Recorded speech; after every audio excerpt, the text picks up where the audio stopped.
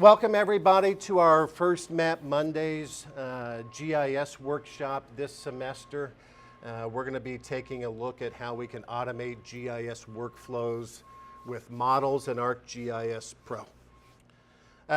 So we're going to use ArcGIS Pro. Hopefully everyone's at least familiar with ArcGIS Pro. I'm going to make my pitch here that if you're a GIS person, if you use GIS in your work, and you haven't yet, it is time to migrate to ArcGIS Pro. I know that was a tough thing for me to do after spending nearly 20 years in the very familiar ArcMap environment, but time is becoming important in that sense because Esri is going to actually officially end support for ArcMap in spring of next year. Okay. So we're pretty much ArcGIS Pro centric, at least in our coursework here in the Department of Geography. If you want to download Esri software, please do not go to any Esri website because you are not authorized to download software from Esri.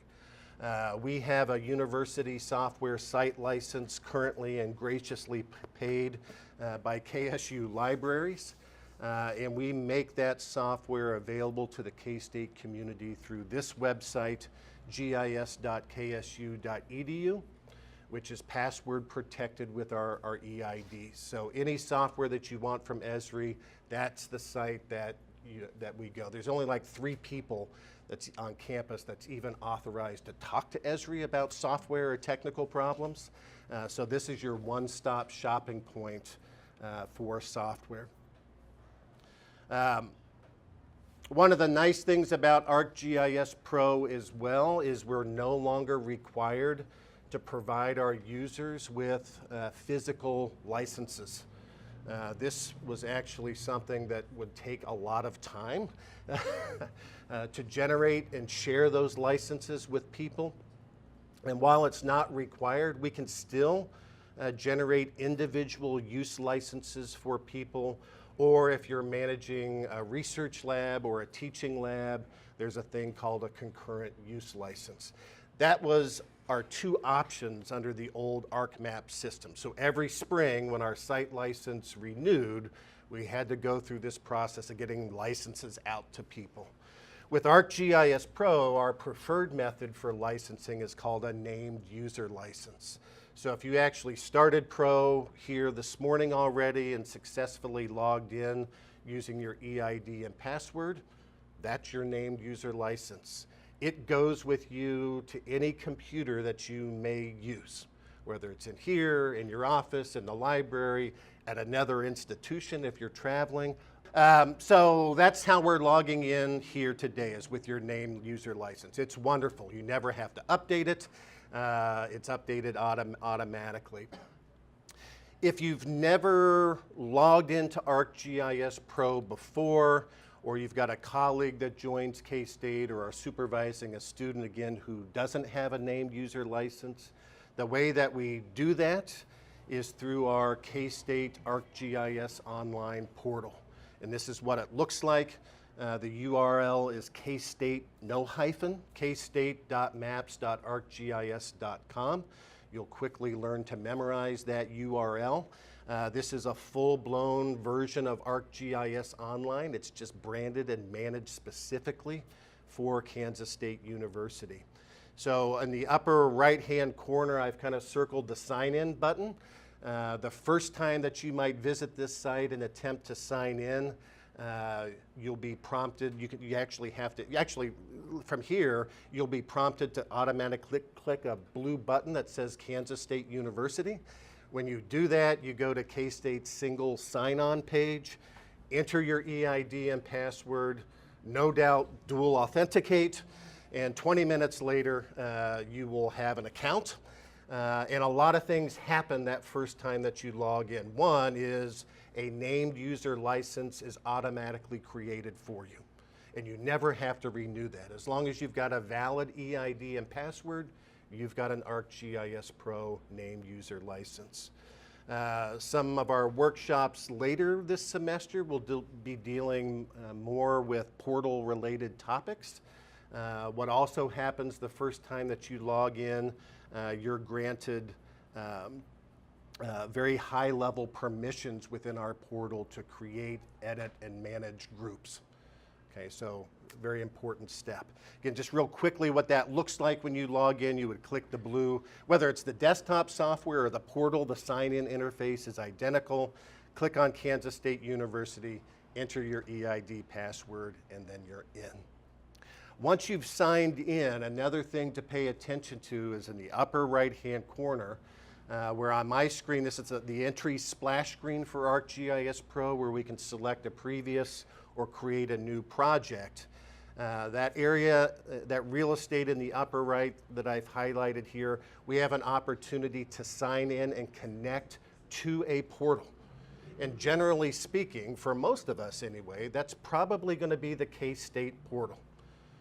Okay, so one of the reasons why ArcGIS Pro was even created, it's a more portal-centric desktop GIS software application. So the kind of boundary between data files on your computer versus data files in the cloud is getting very blurry, that boundary. So if we sign into the portal, we can access those resources just as easily as we can locally stored files. All right, let me talk just a few minutes about geoprocessing in ArcGIS Pro. And feel free to interrupt at any time that you've got a question. So I'll use the term geoprocessing a lot. And really, it's kind of a generic term for any operation that we may attempt to perform on a spatial data file. And along with data management and analysis and visualization, it's one of the core functions of any GIS system, whether it's ArcGIS Pro or an open source product like QGIS. Geoprocessing, again, could be related to data analysis, data management, conversion operations. Any tool that we operate in ArcGIS Pro is a geoprocessing tool. The way that we typically introduce students to geoprocessing, or people who are new to ArcGIS Pro, is through individual tools. We may want to calculate slope from a digital elevation model or clip out parts of our study area. And there are over 2,000 system geoprocessing tools in ArcGIS Pro that if we can find them, we can use. Okay?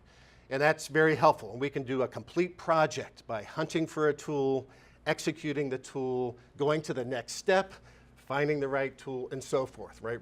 Rinse and repeat. What becomes more exciting is our ability to automate these workflows a little bit more, right? And that's where things like model construction and scripting comes into play. So there are several ways that we can interact with the geoprocessing environments within ArcGIS Pro. What I just got done describing, finding the tool, filling in the parameters, hitting run, is what I think of as kind of manual geoprocessing through tool dialogues, right? Great way to get familiar with what ArcGIS Pro makes available to us in terms of tools. There's a whole pane, the geoprocessing pane. If you've done GIS work before, we used to call this Arc Toolbox, okay, where we can, it's all organized in tool sets and things like that. But if we want to select a feature, we find the tool again, fill out the parameters, hit run, cross our fingers that it works right, and we get an output. What we'll be focusing on today is model construction. Very simple graphical user interface for automating GIS workflows, which is very, very nice. And then the other ways are more Python-oriented approaches to geoprocessing, and ArcGIS Pro gives us 3 ways to do that. There's a dedicated Python window within ArcGIS Pro that we can enter code. We can write standalone Python scripts to do our geoprocessing. And if you're familiar with Jupyter Notebooks, if that term makes sense to you, there's a GIS equivalent to that in Arc called ArcGIS Notebooks, right? Where we can write code blocks, have text, all in markdown text, code blocks, see the results. That's a great way to package tutorials and things like that. But again, today we're going to focus on models. In ArcGIS Pro, the modeling interface is called Model Builder. Has anybody used Model Builder before? Okay. 15 years ago. Well, it's much the same. Hopefully a little bit better, more capable. And Model Builder I love. It's a terrific program, and it really is just this very relatively simple to use visual programming environment. If you can construct a flow chart and more importantly envision what the right geoprocessing tools to incorporate in a workflow is, you can build these models. Once you've constructed the model to do your analysis or your data processing, you can use that as a form of documentation. We can export these models out as graphics. It's very easy to share these models with other people as well. And for GIS folks that aren't into the programming piece, whether they don't need to be programmers or they simply don't want to be programmers, Model Builder is an incredibly powerful tool for creating custom geoprocessing tools. Okay. Here's a quick example of a Model Builder model. This one is a landscape evolution model that's going to create essentially a volcano. And we could spend a lot of time digesting what this model does, but the key things to identify are on the left-hand side, the darker blue ovals. We'll talk about this more in a moment, but the colors and shapes of the things that you see in Model Builder are visual cues as to their function and their role in the model. And those blue ovals, not the light blue, that light blue is just a number we've typed in, but the darker blue, magma pipe and initial DEM are inputs. The other thing is our final output over here in the bottom right called smooth volcano. So this model is all designed to produce that output. And what's interesting is then that output through this dotted line becomes part of a second model iteration's input. So we've built in a feedback loop. And we can tell this model to run 5,000 times, right? It'll just continue to run. Here's what those two inputs look like in raster format. A hole in the ground where lava comes to the surface.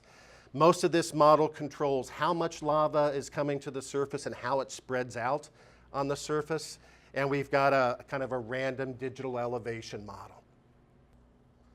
So if we let that model run, in this case, a few hundred times, we can capture each of those individual outputs and turn around and animate it to visualize what's going on. Again, each frame in the animation represents a separate output. An output from one iteration becomes the input for the next, and so on. So I like to show that. I know some of you aren't into the physical sciences, but one of the reasons I like to show this model is it's not that complicated, but it's really powerful. So don't let anyone tell you that Model Builder is simplistic. If somebody says Model Builder is simplistic, it's probably because they don't know how to exploit Model Builder for all of its power. It's incredibly powerful. And for 90% of the GIS work that people do, it's the only modeling tool they need. There is no real need to become a Python expert necessarily. Now there is a role for Python and scripting, but Model Builder is very, very powerful. Okay, so we do a little bit more of a deep dive into what the model looks like and its components. Again, the color and the shape of the symbols in the model tell us what's going on. Blue ovals are inputs, and now we can think of them not as input data layers, but input variables. We can then connect inputs, and literally there is a connection process that we perform. We connect inputs to geoprocessing tools. And we're getting these geoprocessing tools directly from the ArcGIS Pro software. Again, 2,000 plus tools that we've got at our disposal. Inevitably, those geoprocessing tools produce an output. Outputs in Model Builder are green ovals. And if we think about the work that we do in GIS, it's a series of individual geoprocessing steps where the output from one tool becomes the input for the next, and we see that here. The output of geoprocessing tool number 1 becomes the input for geoprocessing tool number 2, and there's yet more output. And we can continue to add models and outputs and input variables into these constructs. Okay. The other thing to be aware of early on in Model Builder is these models also tell us something about whether they're ready to run or whether they've already run. So if we see a model or you design a model where all or parts of it are gray, it is in a not ready to run state, right? Something is amiss. You have incorrectly entered a parameter, you haven't entered enough parameters, where you want output to go doesn't exist. There's a fundamental problem with the model. Once everything is colored in, the middle example here, again, we see the very characteristic blue ovals, kind of orange or yellow rectangles and green ovals. The model's now in a ready-to-run state, so we've got pretty good confidence that if we hit run, it's going to generate output, and then it's up to us to figure out whether that output is actually valid output. Did the model perform and give us the outcomes that we thought we were going to get?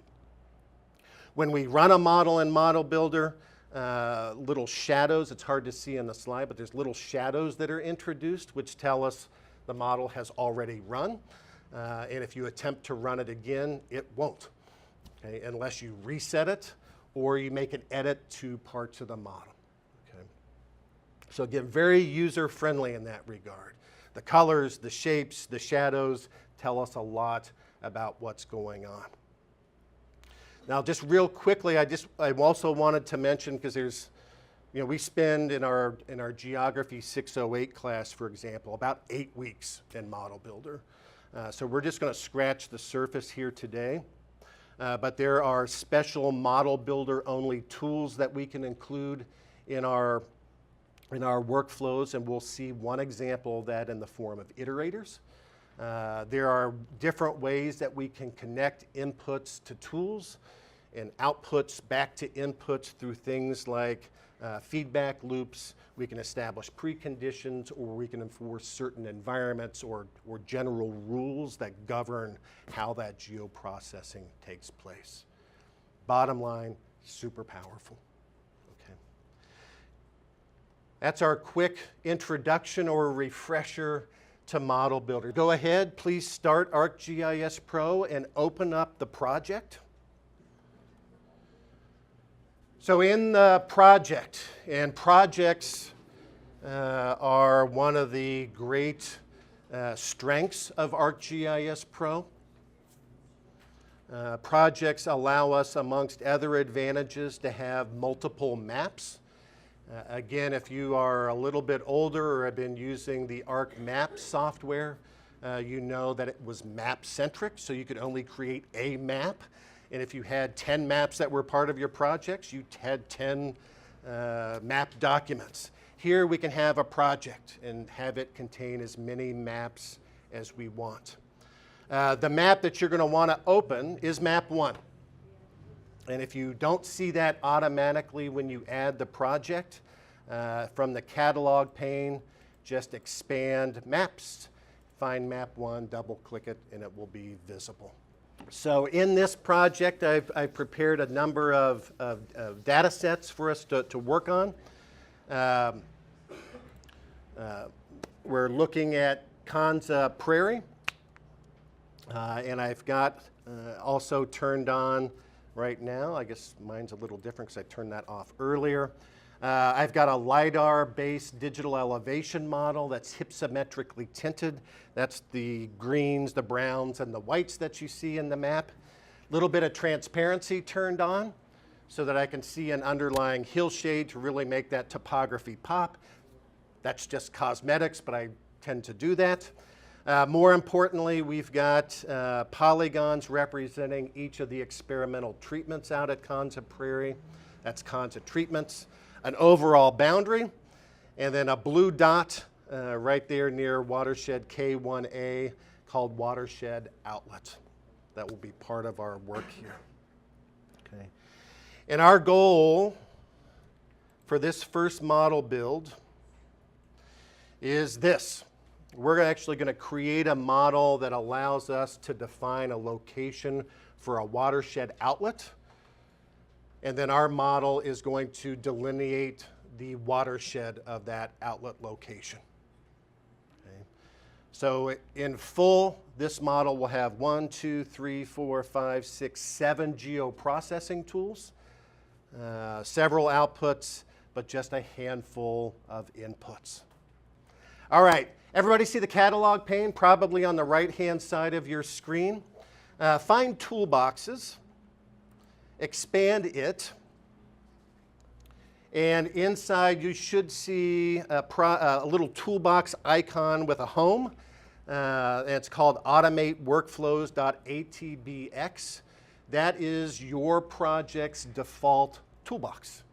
And this is the location where we can add custom tools. Okay. So if you open up that toolbox, you'll already see that I have pre-populated it with several fully operational models based off of the work and probably some other things that we won't talk about here today. So you'll have, if you keep a copy of your project, you'll have copies of fully operational geoprocessing models. But to create a model, the first thing we need to do is have a location to store it, and it goes in this toolbox. Okay? So to get started, we right-click on that toolbox, find New from the context menu that appears, and we've got 3 options. We can create a model, we can create a script, or a tool set, and we want to create a model. In the toolbox itself, and I'm looking over here in the project's default toolbox, you'll see we now have a new model, conveniently called Model. And a new tab opens up in the middle of our screen. This is the Model Builder interface, right? And right now it's completely empty. We've got a clean palette that we can start to work with. Now, if you can find your data and drag and drop it into this interface, you have mastered model construction. So I'm going to find over from the contents pane the DEM, the raster, I should say, called Konza DEM LiDAR. And I'm simply going to click my left mouse and drag it into Model Builder. Right. If data exists in a geodatabase or a file folder that you've got access to in the catalog pane, you can drag and drop from the catalog pane into the Model Builder interface. Right. Blue oval tells us it's an input variable, okay? And what we want to do with this input variable is connect it to our first geoprocessing tool, and the first tool we're going to add is called Fill. This is a pretty typical pre-processing step that we apply to digital elevation models and surface hydrology types of studies.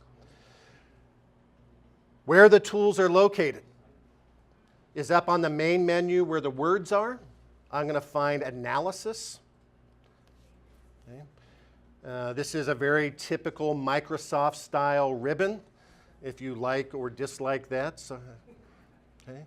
But once you click Analysis, there's a group here on, at least on my screen, on the left-hand side called Geoprocessing, and I want to find that big icon called Tools. And click on it. And probably what's going to happen is the geoprocessing pane will open up and hide the catalog pane, but it's still there. There's tabs down at the bottom so you can go back and forth. And we get presented at first with favorites, tools that we've used a lot recently. But if you click on toolboxes, kind of at the top of geoprocessing, you'll see all the different toolboxes in which individual geoprocessing tools are organized. Okay.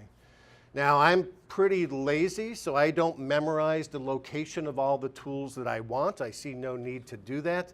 Instead, there's a very convenient search window at the very top of that geoprocessing pane that if you know the name of the tool or something really close, you're going to find it. So type into that search window, fill. Fill is the full official name of a geoprocessing tool. It's the first one that should appear in that search. Again, drag and drop that box into your model.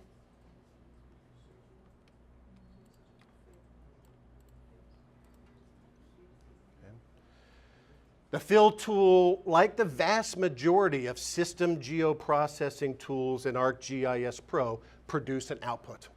So we see grayed out right now, so it's not ready to run. We see where the geoprocessing tool is and the oval that's going to represent its output. The DEM is going to be the input to fill. So without having anything selected in your model, if you've got like the fill tool selected like I do, just click off of it.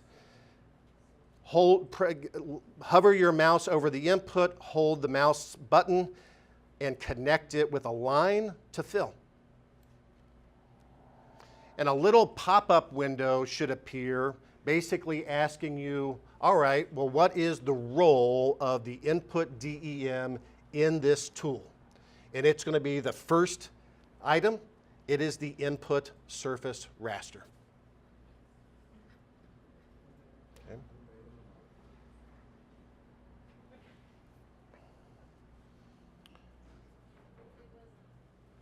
So for those of you that haven't produced a model yet, congratulations, there's your first model. Granted, it's one geoprocessing tool, so it's not special yet, but it's a model. No, it's special. It is special.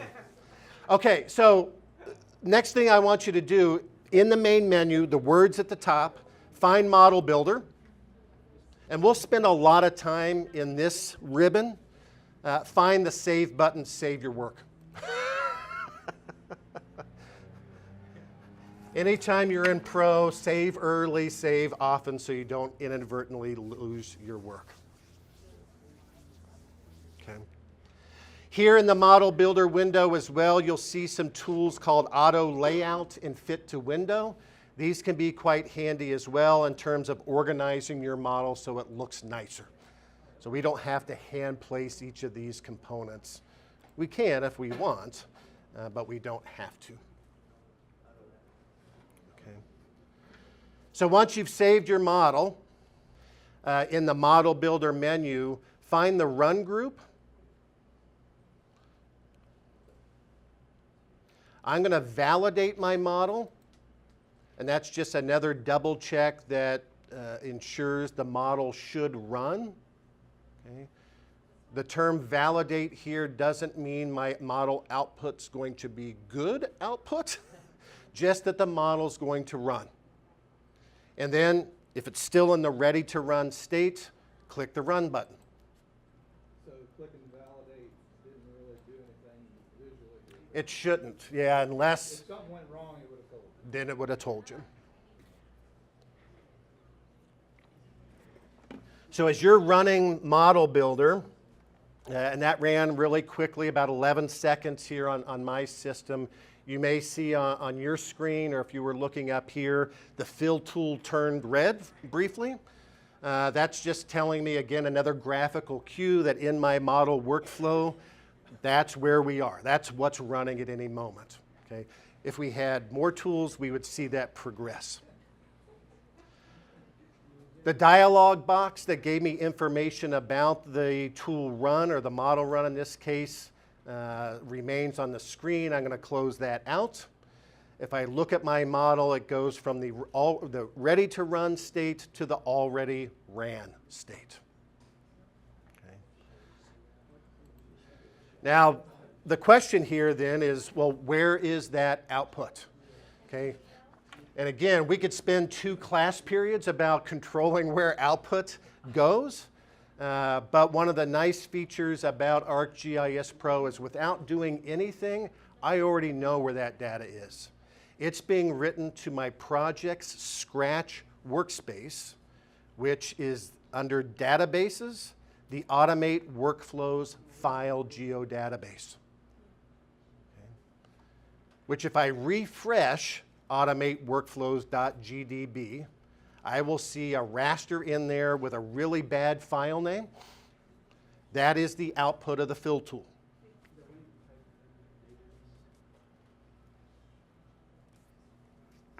Okay. And for all of our model work today, that's where all the data is going to be directed. Intermediate outputs as well as final outputs. But rest assured, there are ways to direct that automatically to other locations. Okay? Yeah, really, other than model iteration and mastering some of the special tools within Model Builder, that's Model Builder. Technically, it's not hard, but the art and the science of Model Builder is understanding geoprocessing operations and what's the next step that needs to occur to get my desired output. Yeah. Jumping a couple steps ahead, we could build a model and then share it out with people to use. 100%. Yep. And that could be old-fashioned sharing. You could, like I shared this project with you, give someone an entire project, maybe even with data and that custom tool. In the project folder, there's a file called automateworkflows.atbx. You can literally copy just that file and give it to someone. And once we get into the server side, server GIS operations, you can publish this as a geoprocessing service, which becomes a program on the web, which can be ingested into custom web GIS applications. Okay, so that would be on ArcGIS Online. That or ArcGIS Server. Okay, so we could build a model that a non-technical user could then run. 100%, yes. That's the whole purpose of Model Build.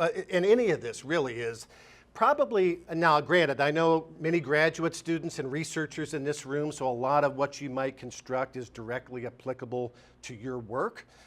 But if you go to work for the public or private sector, and you're the GIS person, you're probably being put in charge of creating models and or scripts to share with your organization, right?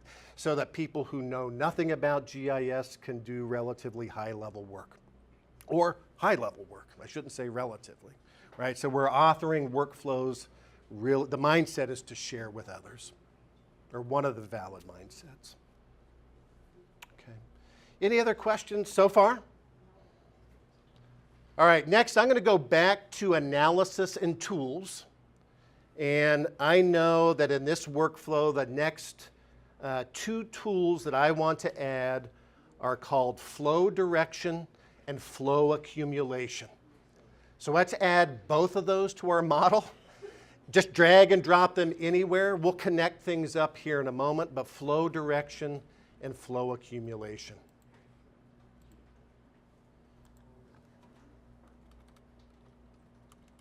I can't type today. Flow direction.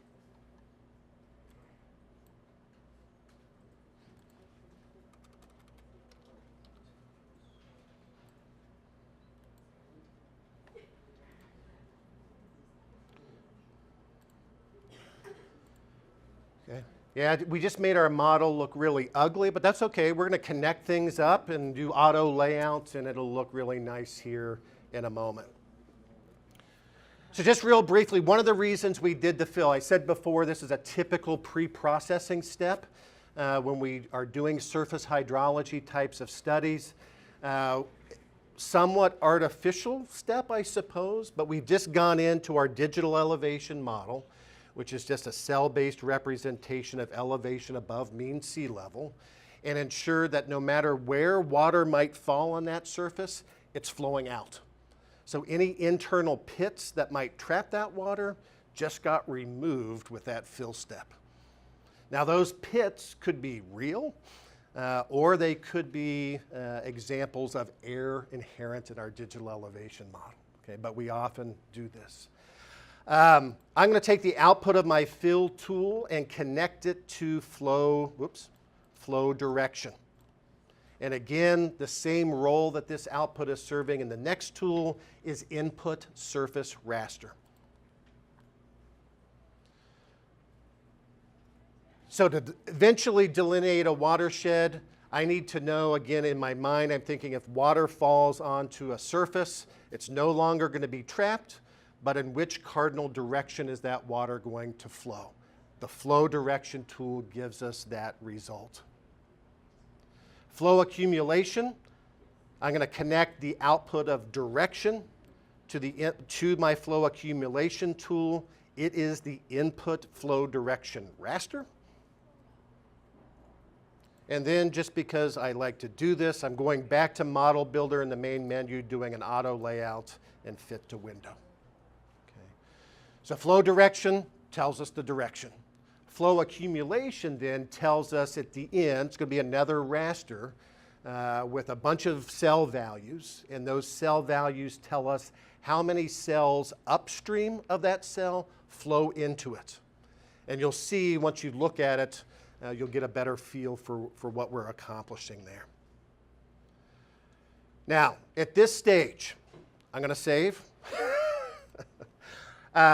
My model is both in a ready to run and an already run state. Right? I ran fill. That worked flawlessly. There's no need for me to rerun the fill tool. Okay? Model Builder knows that tool is run because it detects its output where I said to write the output, which is in the project's default geodatabase. If for some reason I wanted to reset my model, I'd click Validate, and then the fill tool would run again.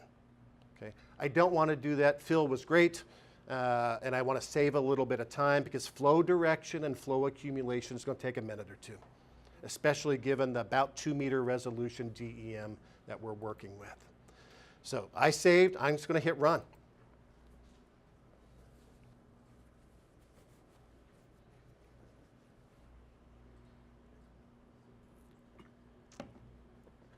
And again, that's going to take a couple of seconds. It's a pretty, especially flow accumulation, this is a fairly intensive operation.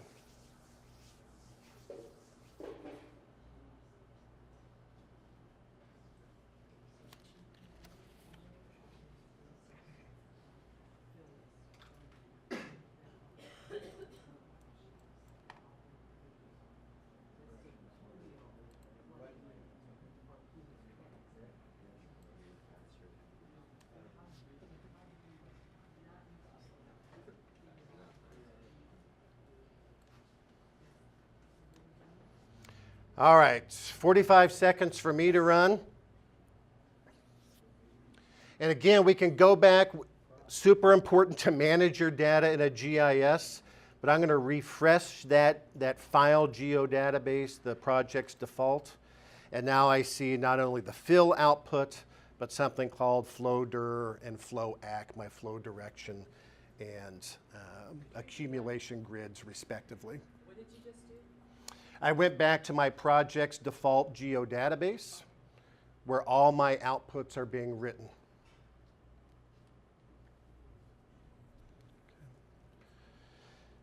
And if you're curious and you want to see what these outputs look like, at least with flow direction and accumulation, those will have some very different visuals. I'm going to find flow accumulation in my output workspace.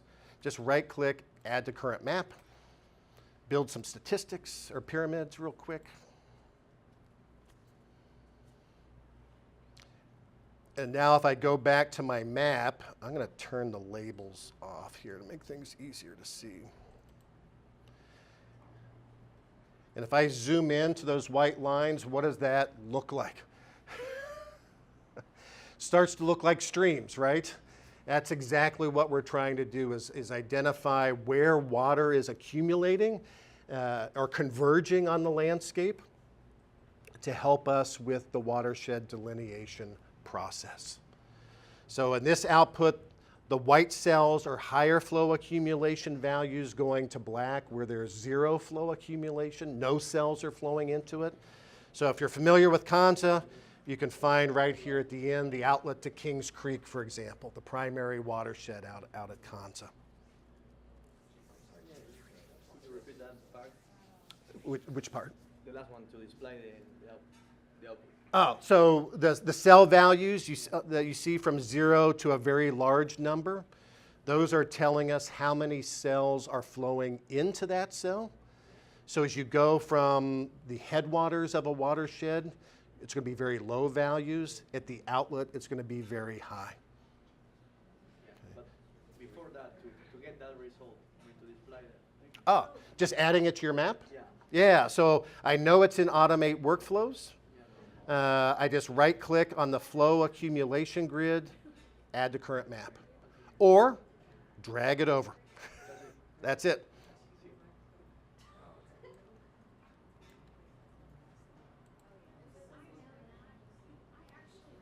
And just for fun, I threw in the flow direction grid, which is like Art Deco product.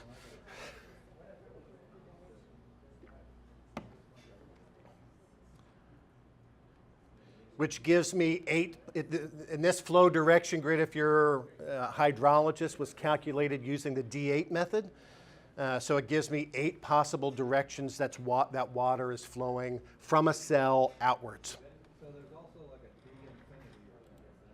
There is. There's a couple techniques now that we can employ. Is it worth doing? Do you know anything about it? Yeah. Do you know David Tarboten from Utah State? Yeah, his entire career has been built on refining methods for this. The D8 is the least capable method. Yeah, so there is a reason to explore other options.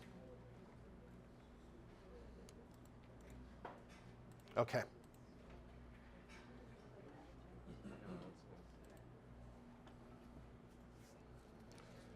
So if you successfully added your flow accumulation, find that blue dot on your map, the watershed outlet, and kind of zoom in using your mouse wheel or the plus button, kind of zoom into that blue dot.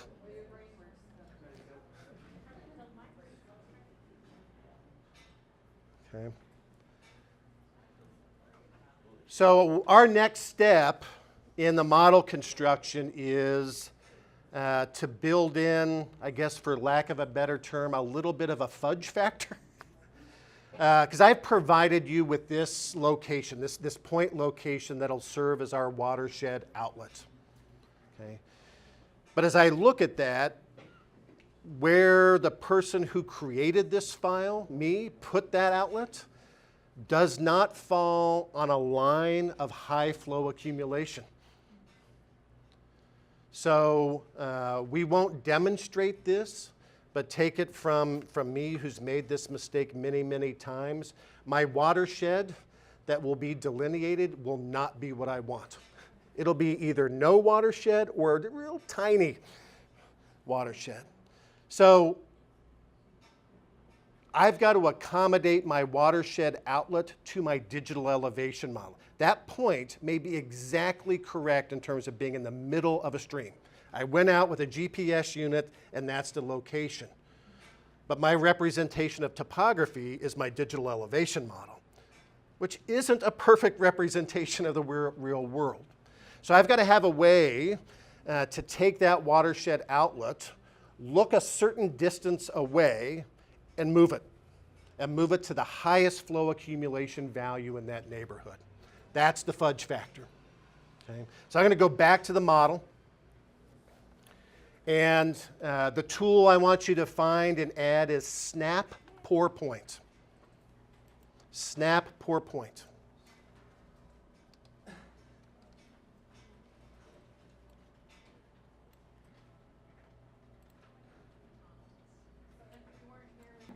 So we've got snap pour point in our model. We also now need to come in and drag and drop watershed outlet into our model. So a new input variable. Now snap pour point's a little bit more sophisticated tool. It's going to require 2 inputs. So I'm going to click a connector between watershed outlet and snap pour point. And it is going to be my input raster / feature pour point data. And I apologize for that term pour point. Whenever you hear or see pour point in Esri literature, think watershed outlet. That's what it is. Okay. But notice when I connect the input to the tool, it's still in a not ready to run state. The other input it needs is your flow accumulation grid or raster. So I'm going to find that output and also connect it to snap pour point. Now this time it is my input accumulation raster.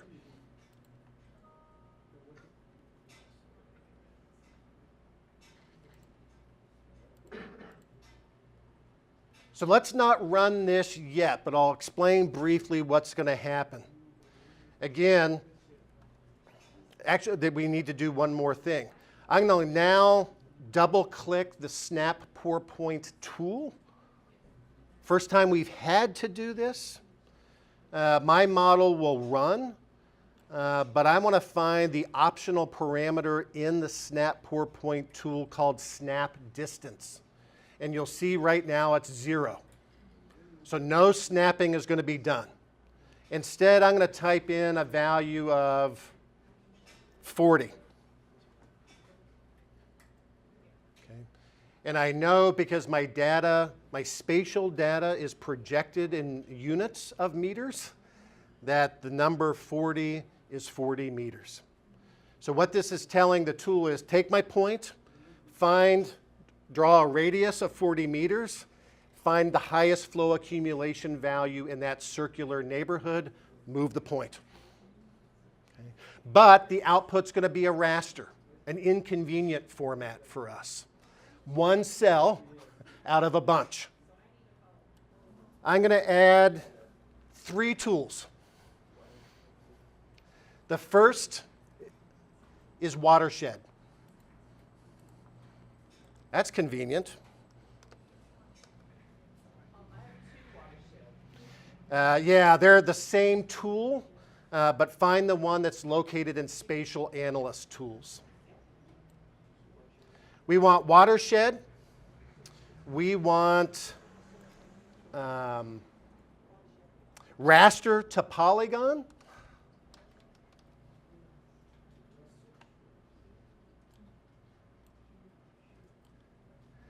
And the last tool, raster to point.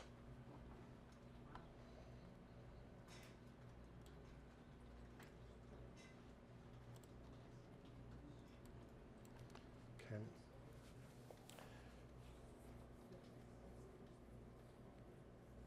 So in reality here with our model, the next most critical one is the watershed tool. That's the one that's going to take my snapped pour point, my outlet watershed, in combination with the flow accumulation and flow direction grid to define my watershed. But like the snap pour point output, it too is going to be a raster. And in this case, I want all of my outputs, the final watershed and the final snapped pour point, to be vector features, a polygon, and a point respectively.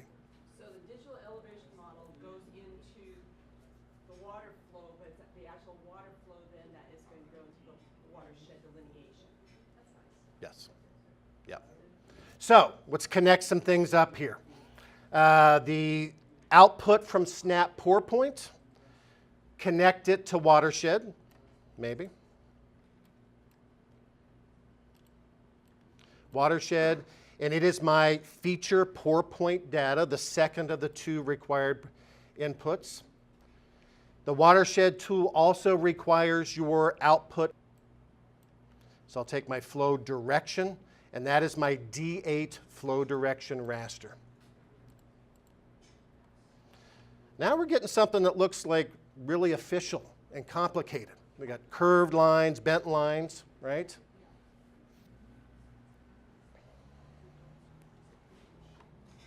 So the watershed tool takes your snap pour point and your flow direction. I'm going to connect the output of watershed to raster to polygon as my input raster.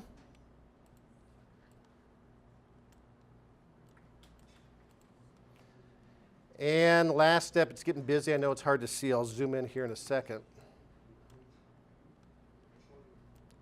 I'm going to connect my output from snap pour point to raster to point.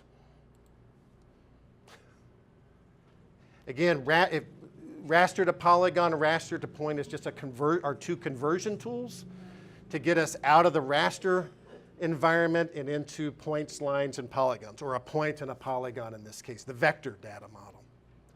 So I'll do an auto layout, fit to Windows Save, and this is sort of what the tail end of that model looks like. You have two outputs. For flow direction, it has one required output and one optional output. So the drop raster is an optional output that we're not using, so it just stays gray. If we delete that, it deletes the whole tool. Okay. All right, save your model. And let's do one additional kind of housekeeping step here. I'm going to find the output from raster to point and raster to polygon, those green ovals. Double click to open up the dialog. And let's give these two files like a real file name, not an auto-generated file name. So I'm going to come in here, and as soon as you click in that file name box, you'll see the full path. I'm just going to replace the file name to be like watershed. Okay. And for the point, I'm going to call this outlet, or whatever you would like it to be called. Right? It's just a file name. But those are my two outputs that I really want.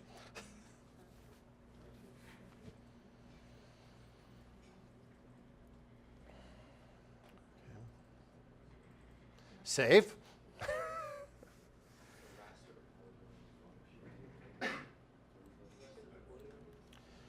What was the other one besides raster and polygon? Raster to point. Raster to point. So at this stage, I know you're continuing to finish off the model here. At this point, our model is just a model. Okay? So as a tool for us, it's great, right? We can open up this model and hit run. But if we wanted to convert this model builder model to a custom geoprocessing tool, we've got a couple of additional steps. Simple, but additional. For my two input variables, Kanza DEM LiDAR and watershed outlets, the only two blue ovals in this workflow, I'm going to right-click on them one at a time to select and rename these variables. I'm going to call the DEM LiDAR input DEM. And I'm going to call the watershed outlet, I'm just going to call it watershed outlet.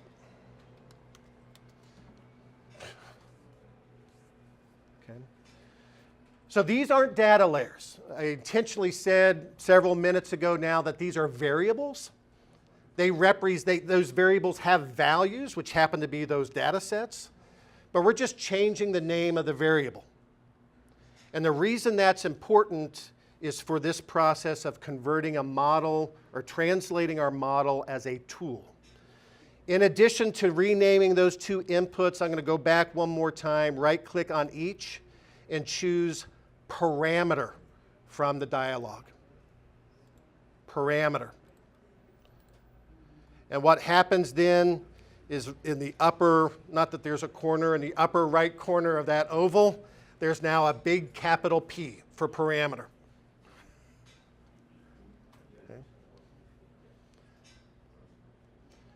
All right, if you've mastered that step, let's go to the end of the model and do the same thing for our two final outputs.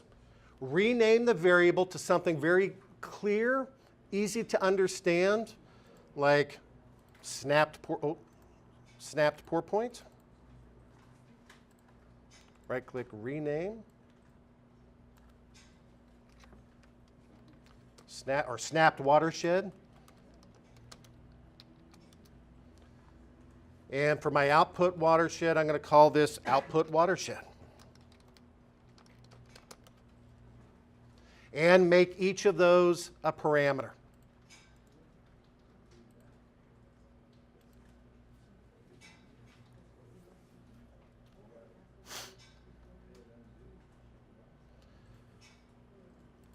So the importance of that, the importance of renaming at least some of our model variables.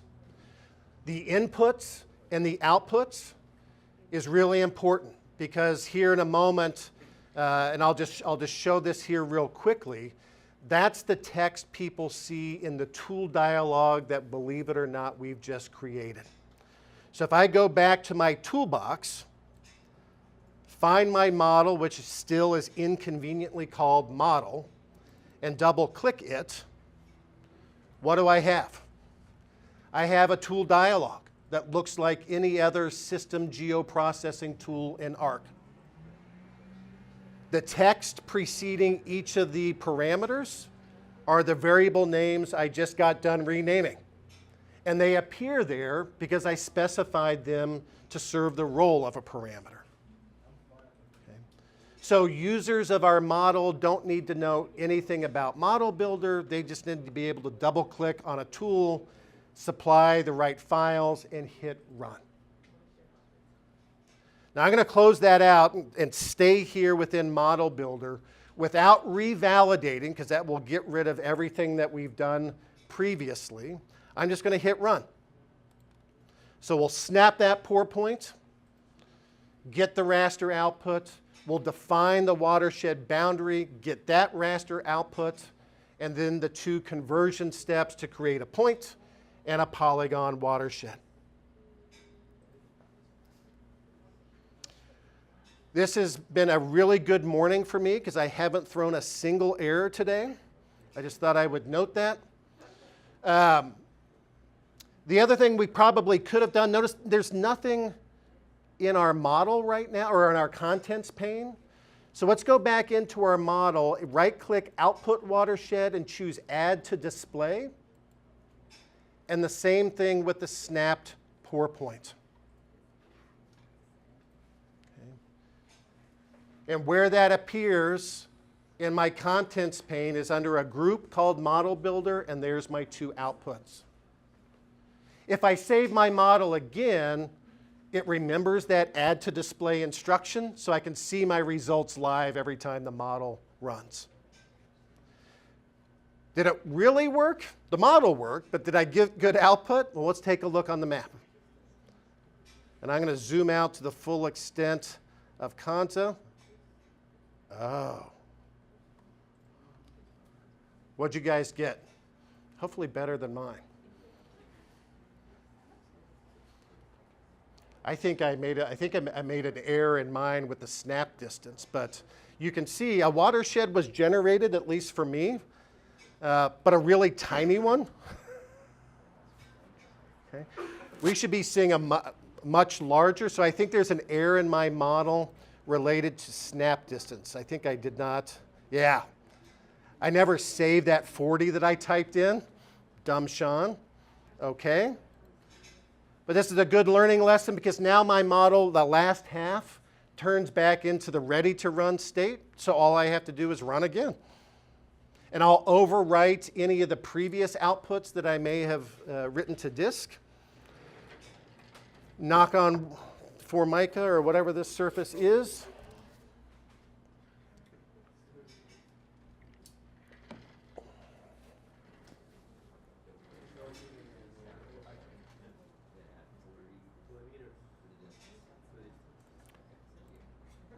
There we go. Much better.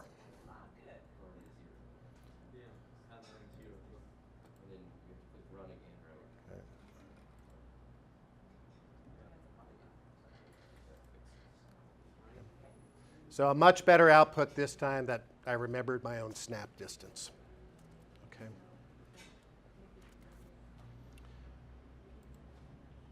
So zooming out to the very, whenever you do auto layout, you get this really long linear model. You can go in and change, manually change, but that's the workflow. So we've assembled a model. We've created a model-based tool that anybody can use. We've made parameters. We've checked the work. Our first fully, pretty sophisticated, single iteration model. Okay. Now there are some other things that we could do that we simply don't have time to explore today. One of them is not only can we generate geographic output, like our watershed polygon and snapped pour point, we can also control the symbology. So if we always want our watershed to be semi-transparent light blue with a dark blue outline, we can build that instruction into our model, okay, to give users a consistent experience. In ArcGIS Pro, it's just kind of a random color assignment, right? A pink or slightly purple, looks pink on this monitor, isn't the greatest. We can do that, okay? The other thing that I would probably do if I were going to be doing a lot of work in this study area is I would probably eliminate or create a second model that eliminates the first part of this geoprocessing. Because by far the longest tasks are fill, flow direction, and flow accumulation. Okay? So if I'm always going to be working at Kanza, I can actually get rid of those steps. And that's actually shown in Watershed Delineation V2, one of the pre-built models that I have in your toolbox. And instead, I'm using flow accumulation and flow direction as inputs. So I calculated those rasters, I saved them, made them inputs. This will take about, for me, 17 seconds to run. The full-blown model on my computer in my office on Saturday took 72 seconds to run. So you pre-run things, you save them, and then you use them as inputs. Yep. So it's not that you didn't run them. No, it was run. Pre-run. And that is, you'll see those layers in the workshop 1 data.gdb. There's a flow accumulation and flow direction grid that I pre-calculated. So we could run a bunch of things and then serve them out to our communities, and then they can just use those as inputs without having to do the preliminary steps. Yep, As long as we know what they want, what the area is. that's it. But by making that one simple change, right, I increased the performance by over 300%, right, in terms of time. Time-consuming stuff so that the 20 other people don't have to do it. Yeah. And the surest way to lose confidence amongst your users is to make them sit there for a long time, right, waiting, even though it's doing really good work. There's a reason why we're just looking at Kanza Prairie this morning. But small geographic area, really fine spatial resolution. We're working with 2-meter DEMs. Right, so there's a lot of data there, even for Kanza. So I was trying to have a balance there. I put in the project's geodatabase a 30-meter DEM as well, so that runs really quick, because it's like almost 2 orders of magnitude fewer cells to calculate. Okay. Questions? Again, with some practice, model builder, especially the style of model that we just constructed,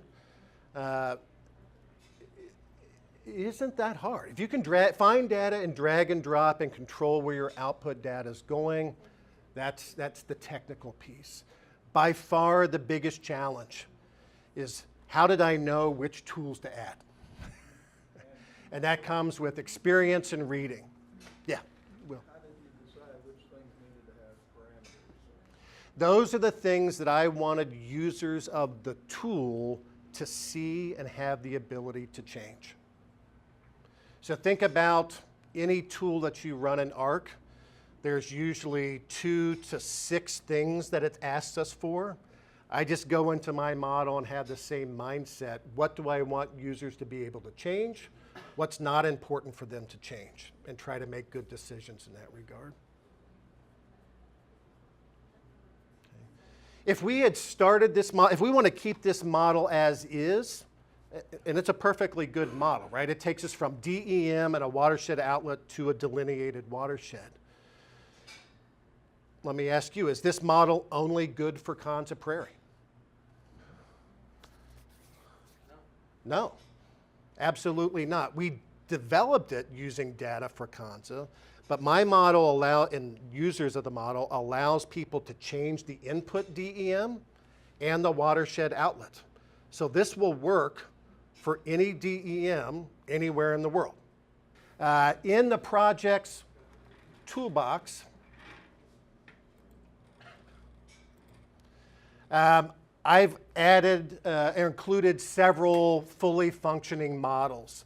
If you want to run or see my version of the watershed models, I have V1 and V2. V1 starts with the DEM, does the fill, flow accumulation, flow direction. V2 uses the pre-calculated flow direction and flow accumulation. But it should get the same output, just maybe cleaned up a little bit. I'm going to run just very quickly the version 2 as a tool, so you get the same experience that other users might see. I can change any of the parameters that I want. I'm not in this case, just hit run. In this version of the model, I am controlling output symbology, so you should see things with a very specific color scheme once everything is done. But it's going to be the same watershed that we calculated before. Maybe. Yeah. So my snap pour point is now a big red dot. And then I've got the watershed boundary is light blue fill with transparency and a dark blue outline. Right? So if you run this same model on your computer, it's going to look exactly like this. Not only where the polygon is, but the symbology. Okay. Good. Model iteration. So one of the other things that we can do with Model Builder, if we think maybe more about, in some regards, process modeling, rather than trying to get a definitive output, is we can build in capability for our model to run multiple times.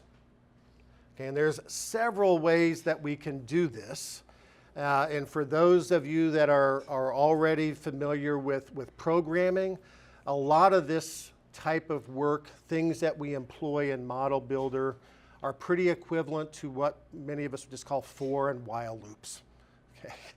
Right, just setting up conditions that our model can run many, many times. And we're going to do one special type of iteration we'll walk through quickly together. But there are many other ways that we can do this. Iteration is something that we only do in Model Builder, as well as Python scripting. It's not a capability that we can perform or implement inside of the geoprocessing pane. Okay.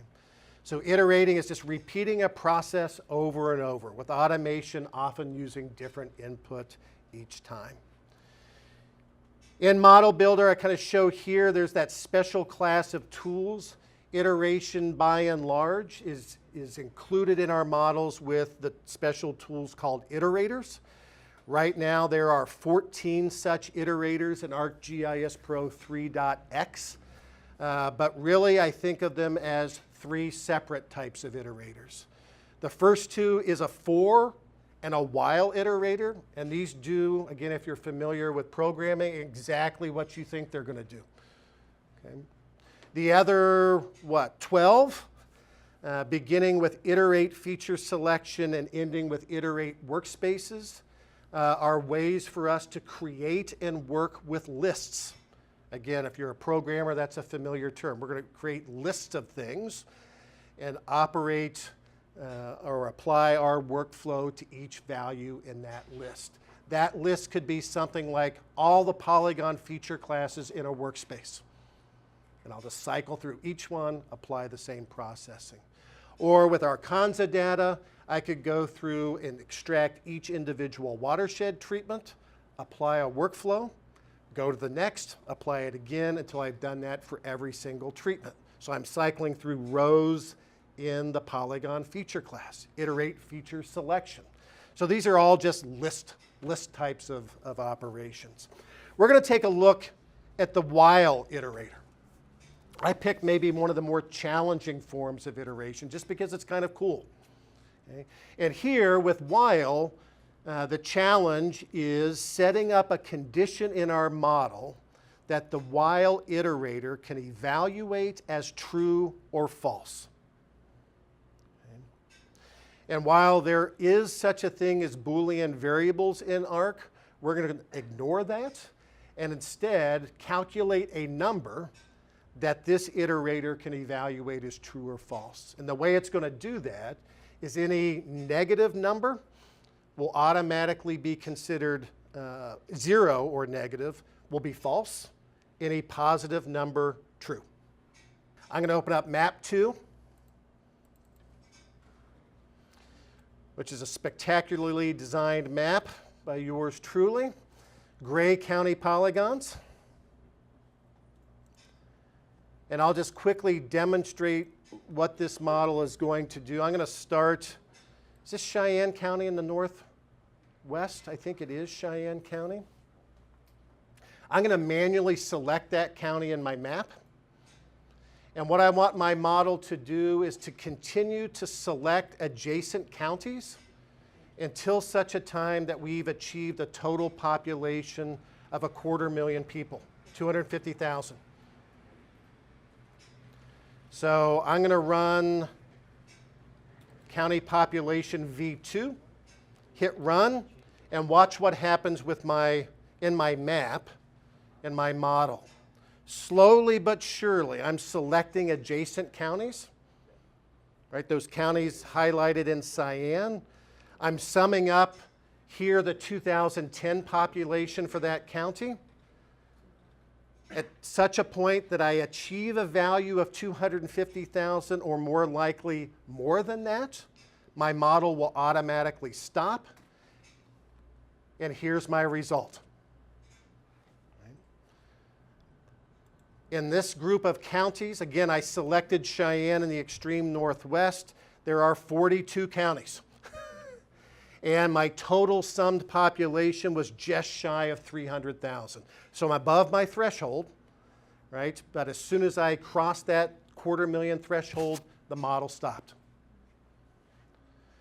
Any idea, if you're familiar with the geography of Kansas, what if I pick, is this Atchison or Donovan? Donovan, I always forget. What if I start there? How many counties will be selected? I'll rerun my model. Select adjacent counties one more time. Another group of adjacent counties. Boom. I hit Shawnee, Douglas, the Kansas City metro area, so I didn't iterate nearly as many times. I've got 13 counties, 1,176,000 people.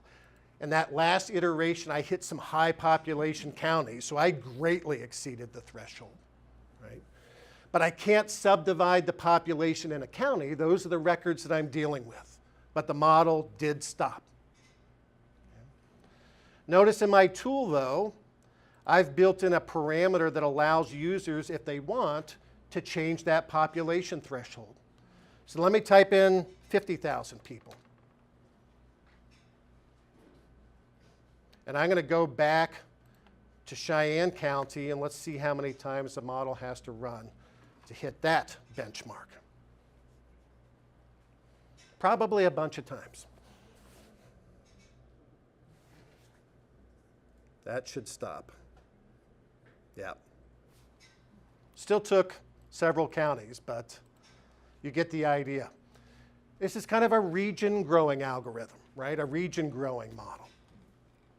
I can sum up any value that I want.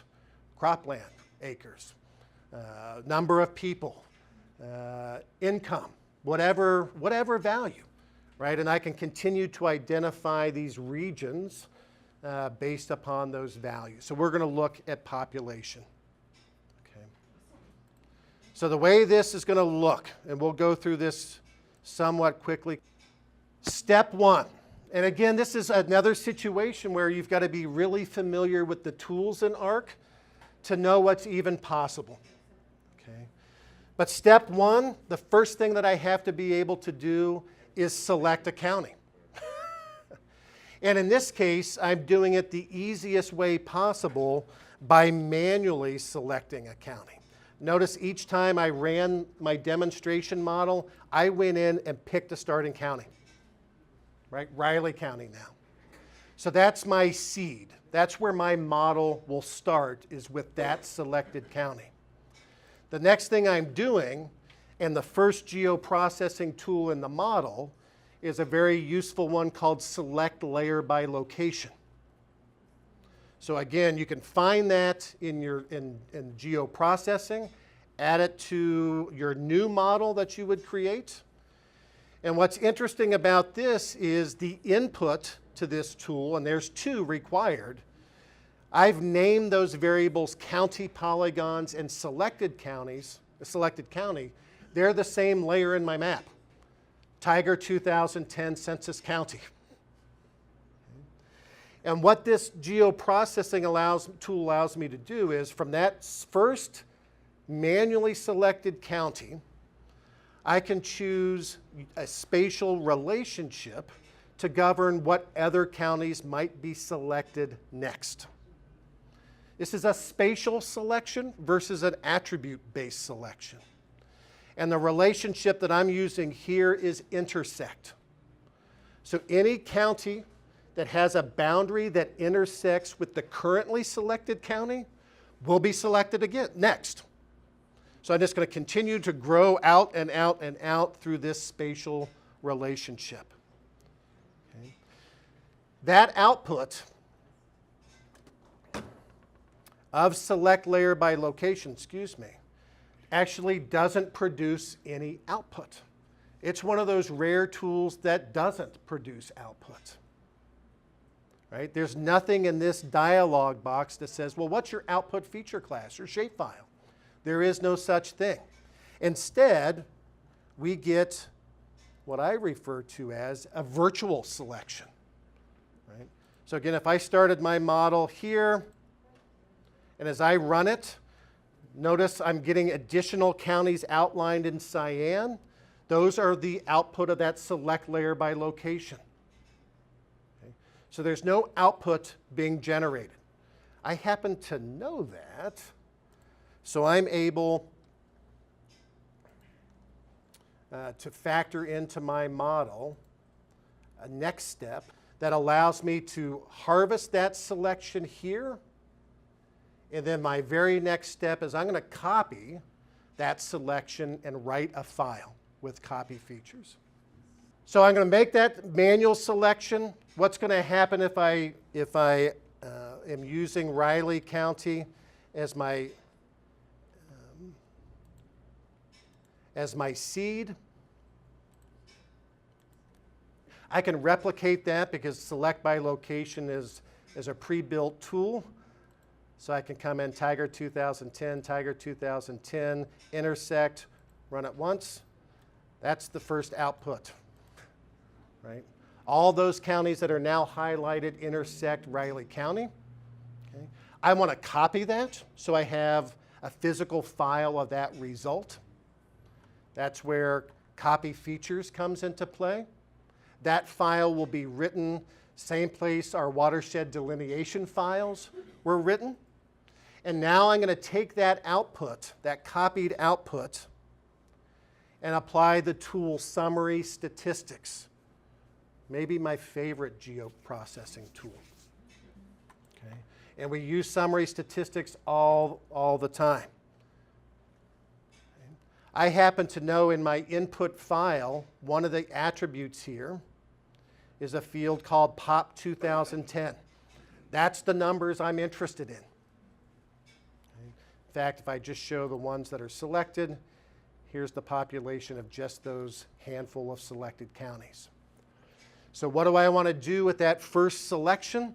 Is I want to sum up the population values for those selected counties. Summary statistics allows us to do that.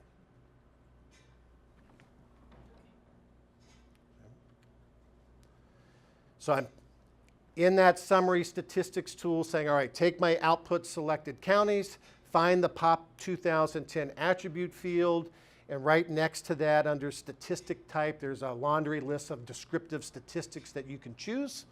I pick sum. Right? Summary statistics produces a table as output. That table's going to have one row, right, that says how many counties were selected and what the total sum of the population is. That's it. That's all that tool does. Okay. That, believe it or not, is the core geoprocessing of the model. Picking a county, right, grabbing somehow via spatial relationship adjoining counties, knowing which attribute field I want to sum, summing it with summary statistics. The rest of this model is Boolean logic. Okay. So I've got an output statistics table, one record, total number of population. With Riley County right now, with this group of selected features, am I above 250,000 people? No, not yet. Okay. So what I'm going to do is connect that output statistics table to a special tool called Make Table View. Right? Actually, Make Table View and the next geoprocessing tool, Get Count, is a really good example of one of those 2,000 plus system tools in Arc, but ones we don't use very often, but are really important when you need them. So Make Table View allows us to apply a SQL expression against an input. That input is my summary statistics. And I know this is hard to see, but my SQL expression is right here, right above add clause. And I am using as my input the sum of the population that's coming from my summary statistics table. My condition is less than. And I have a fixed value of 250,000 for my condition. So is the sum of POP 2010 less than 250,000? If it is, Make Table View produces another table. This table is actually in computer memory that will have one row. Okay. My condition, my SQL expression was met. Make Table View will have one row in it. As soon as I exceed that threshold and my input table doesn't meet my SQL expression, Make Table View runs and produces a table in memory with 0 records. Remember when I said while iterates until a number can evaluate as true or false? This is where I'm setting up that condition with the output of Make Table View. I connect that to Get Count, which any idea what Get Count does? It counts. Right? And it's telling me how many rows are in the input table. And I already know it's going to be one of two things, 0 or 1. Okay? And finally, I add my while iterator. And the way that I parameterize that is row count is the input. And remember, if I'm below my threshold, I'm going to return a value of 1, true. So I have set up my iterator to run again if the input is true, right? If row count is 1, which correspondingly means I'm below my threshold. So sum up the population, apply the Boolean logic, it runs again. and you get a final model that looks something like that. Okay. So coming back to Arc, if you want to see what this model looks like in more detail, I'm going to go actually to the county population V2 model. Because this model has everything we just quickly talked about, plus this special derived value that I've named threshold population, and I've made it a parameter. And notice, this variable isn't connected to anything else.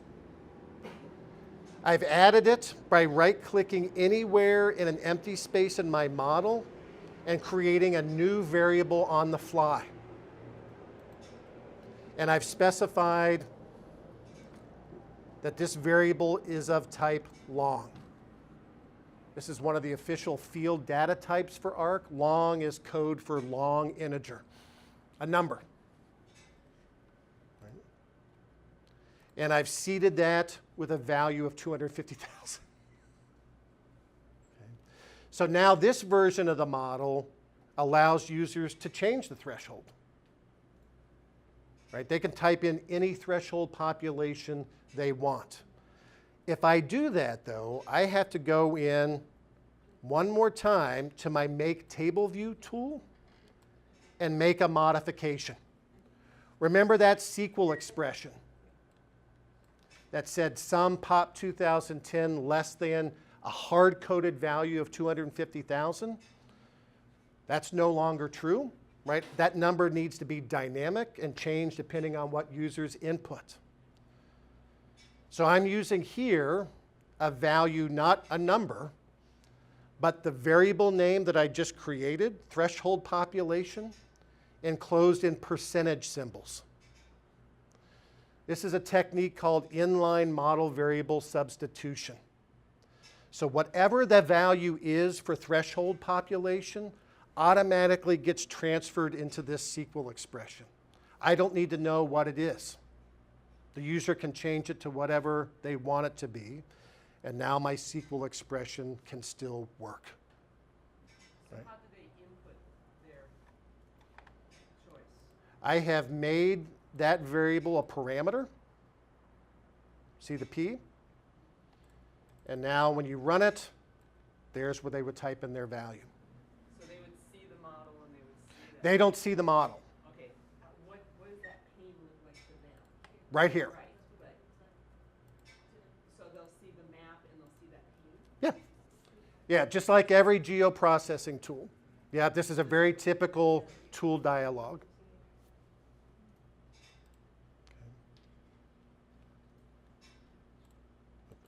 So again, I can start with Riley County. Oops, I don't want to. What's a good threshold value? 80,000? Actually, Riley County is about 80,000, but we have to do at least one county selection. So this may run only once, which is good.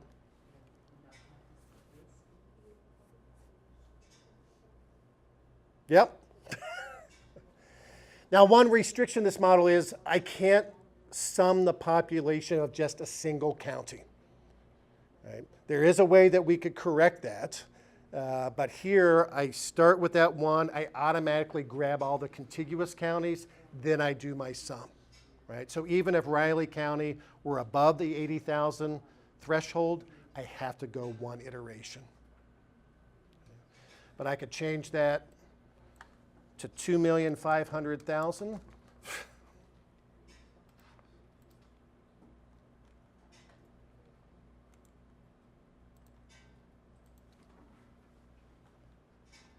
Oh, I messed up, sorry.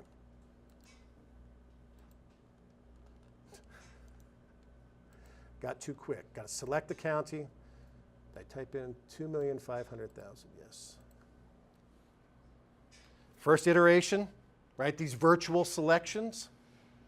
Now I am copying those files out one at a time, but now they're intermediate outputs, so they're not popping up on my screen until the very end.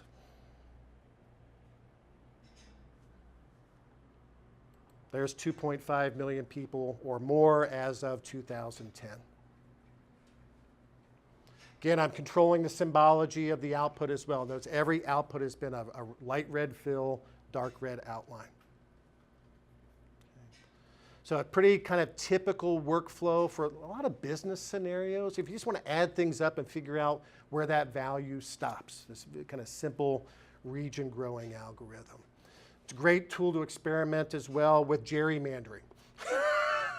This is exactly how we gerrymander things, right? As we sum up certain things, change the boundaries, that type of operation. Okay. So I apologize we didn't have time to construct that model together. But again, if you want to see what that looks like, I've got two, the county population V1 and V2 that you can edit and play around with those values. But I thought it was worthwhile at least to take a look at very quickly because that becomes yet another powerful, very powerful technique to automate iterative processes. But it's one of a couple key ways that we can control iteration in Model Builder. Okay. I know that was quick. Was there any questions that I can help out with? And I'm happy here in a moment, if your model wasn't working right for you, we'll try to fix that. Usually it has to do, yeah, Model Builder can be a little finicky sometimes, and it's probably what's happening. Okay. Well, let me try to wrap up here real quickly as well. Wanted to leave you with a couple of final thoughts. One is, now that you have a named user license through the K-State GIS portal, one of the perks of our software site license is K-State faculty, staff, and students have free access to web-based training courses offered by the Esri Academy. So the URL is www.esri.com/training. There's a little sign-in button in the upper right that if you use the K-State portal as your entry point in your EID and password, you'll get that free complimentary registration. In some cases, saving upwards of $2,000. It's a nice bargain. If you want to learn more about Model Builder, get some more hands-on, there is a web course that you can find on the Training Academy called Building Geoprocessing Models Using ArcGIS Pro.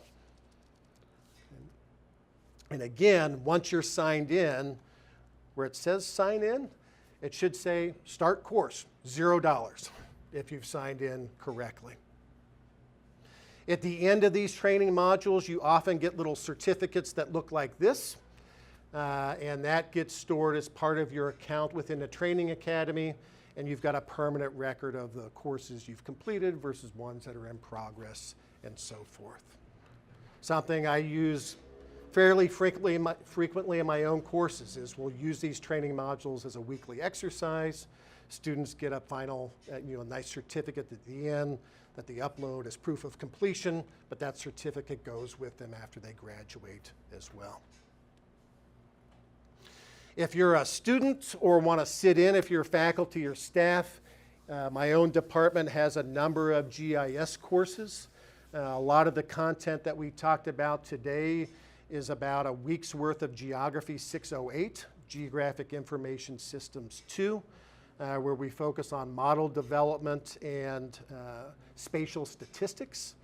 But we've got entry-level classes in cartography and thematic mapping, introductory GIS, intermediate GIS, advanced GIS, including programming courses and cloud computing for GIS. Yep. Yep. The last thing second to last thing I'll mention is we're scheduled on March 10th to do our second Map Monday. And the topic's going to be ArcGIS Pro, ArcGIS Online Integration. So learning how to more effectively use Pro and Portal simultaneously. April 7th will be our final one this spring, and we'll create some custom web GIS applications, continuing our Portal theme. And you'll post the videos for these. Crystal, will we be posting the videos for these? Yep. Last, thank you for coming. If you'd like to provide some feedback on the workshop today, there's a link here that you can go to. I will say that all the slides that I showed today, plus a bunch more, are in your ArcGIS Pro project. That's the only PDF file in Automate Workflows. But that'll help us know what we did well today versus what we need to improve on. And maybe for me personally, more importantly, what topics you might be interested in seeing in the future, what things that we can do.